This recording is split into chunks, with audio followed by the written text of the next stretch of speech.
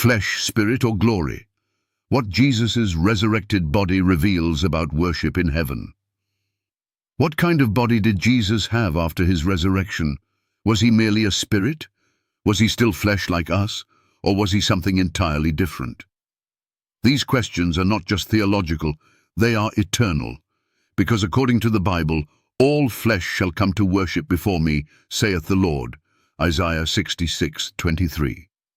But what does flesh mean in this context, and how does Jesus' post-resurrection appearance give us the answer? Let's rewind to the moment of divine proof.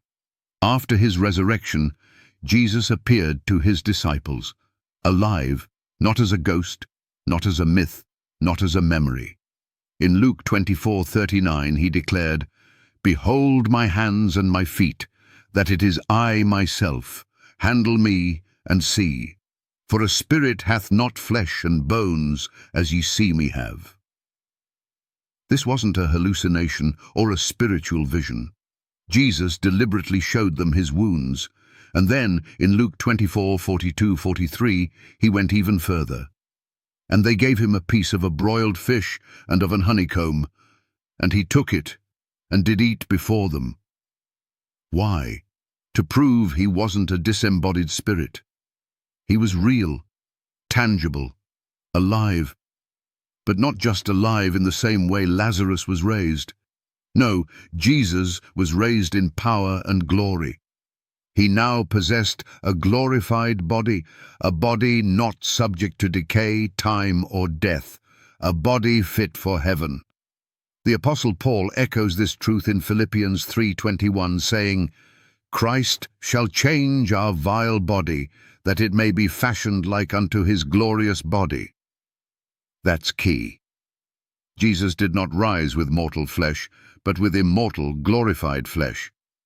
This glorified body could eat fish, but it could also appear in locked rooms, John 20:19, ascend through the clouds, Acts chapter 1:9, and radiate divine authority.